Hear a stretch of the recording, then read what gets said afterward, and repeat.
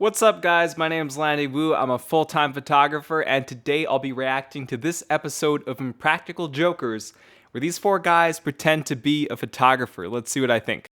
Today we're playing photographers and we're snapping photos of new clients. Well, taking snaps, we're gonna have to do and say whatever the other guys tell us to. And of course, if you refuse to do anything, you lose. Is this on already? Holy sh**. All right, so this camera that they're using, let's start off with the lens. The lens is a 70-200 2.8 by Canon.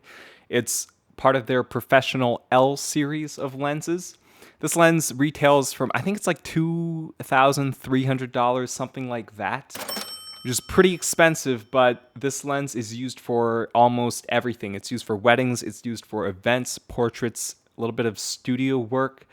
It's a zoom lens, you know, zooms into things super up close. It's really versatile, and it's pretty good in low light for a zoom. In the camera they're using, it looks like a Canon 5D series of cameras, maybe a 6D, I'm not sure. Can't really tell from the video, but it's part of Canon's professional full frame lineup. Hey, my name is Sal. My pronouns are he, him.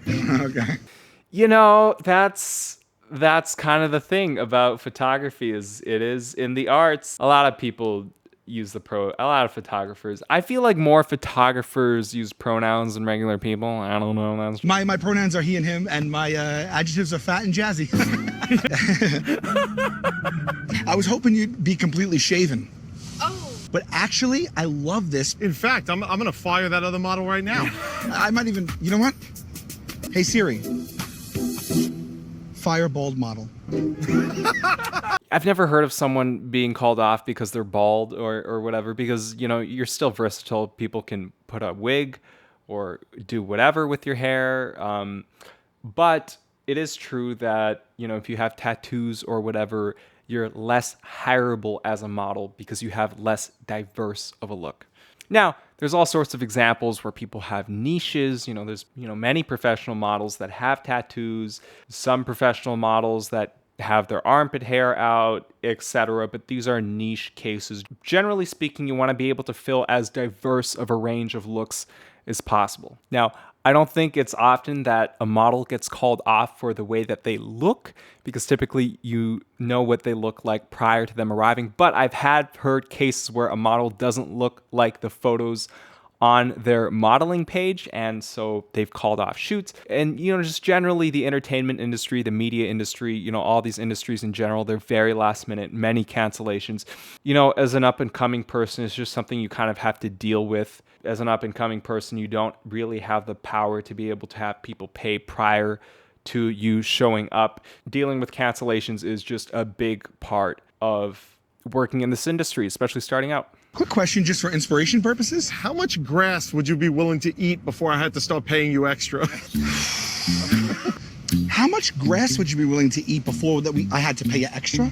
It's actually not the first time that I've been asked. What? You know, that's the thing. Nowadays, anybody can kind of appear like a photographer. Anybody who buys a professional camera can seem like a photographer. So there's a lot of bad stories in the industry about creepy people that buy a camera and pretend to be a photographer. Bridget, can we get hair and makeup? Do you mind if I just give you a little powder? You need hair and makeup? Yeah, I'm just gonna do hair and makeup real quick. It's hot out here. No, You're a little shiny, yeah. T-bone you? Obviously a joke, but what the powder does, for people that don't know, is when you sweat, you know, you get these little beads of water, and those beads reflect light a lot. Generally speaking, in photography, especially portrait photography, we try to make the skin look as soft as possible. And those little beads of sweat really makes the light reflect off your skin. It makes it look harsh. Makes it look unsmooth, oily. And so to get rid of that, we throw a little bit of powder on there. It diffuses the light, makes your skin dry up. It absorbs the sweat.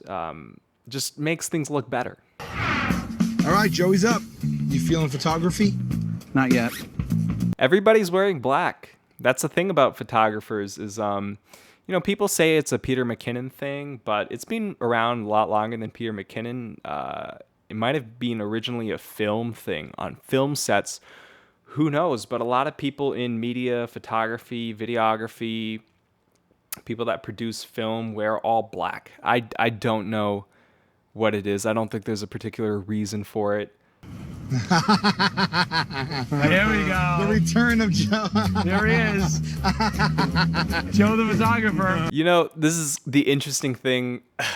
I don't think any photographer would ever admit this, but the truth is that a lot of photographers are nerds because you have to, know a technical side of photography. You have to know the mathematics behind how to work a camera settings, and things like that. And a lot of photographers try to dress cool, and they end up just looking ridiculous. My glasses are fake. They're for the look.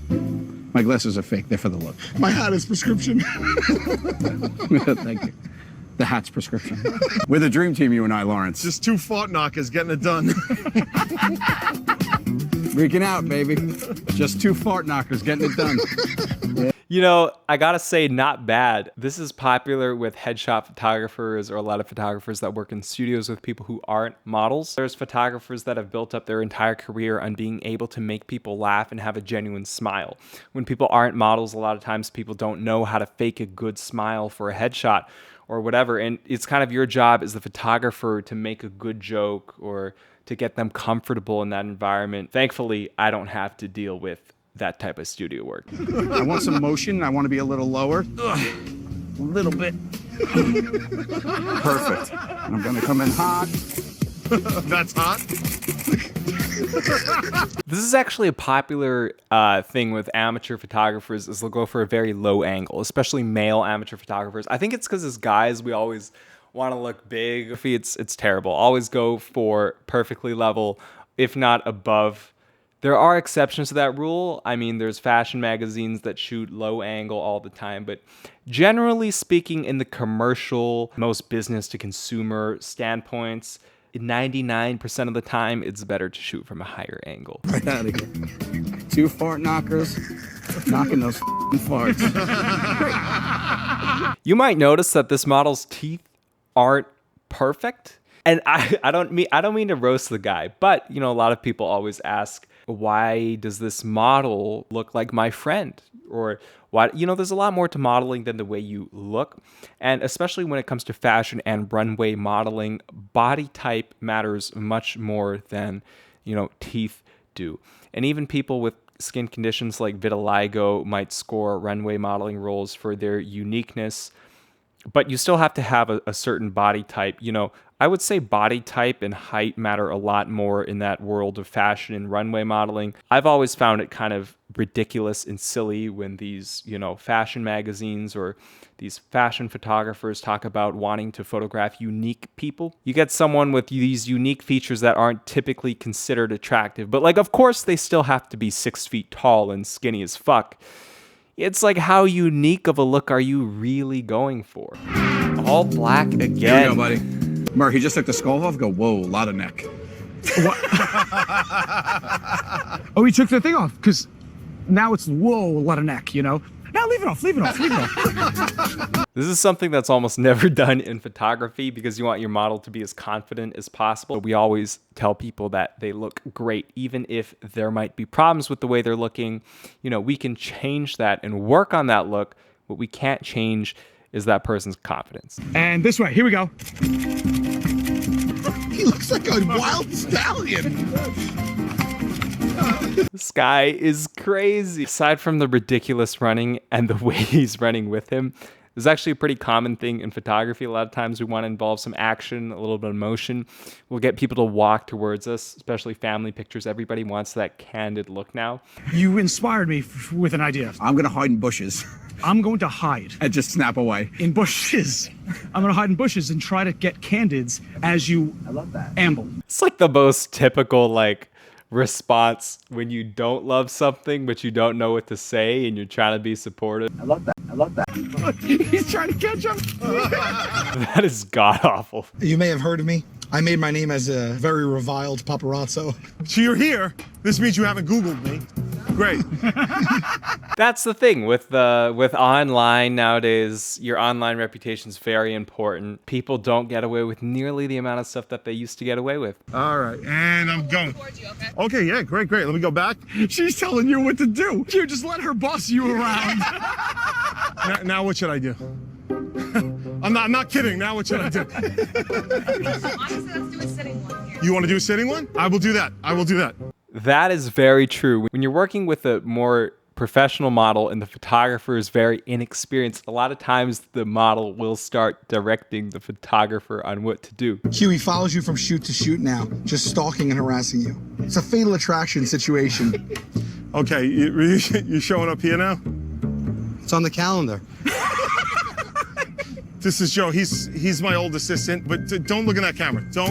Don't take pictures of me. Joe Papio coming in hot with a Canon 5D series with what looks like a 24-70 2.8, a little bit less expensive a lens, roughly around $2,000 Canadian retailing. The 24-70 and the 70-200 lens that they have right now, those two lenses are pretty much the professional repertoire of zoom lenses. You could use those two lenses for your entire wedding career. Some photographers do it. You know, it's kind of true. A lot of times you'll go to a location and then other photographers will see that you went there and then they'll go there and take like the exact same photo. I mean, look at the Grand Canyon. There's like 50 photographers there every single morning, all trying to capture the same image. If I'm taking a photo, I want to get something different, not the same photo that everybody else has. I want you to review a photo, Q.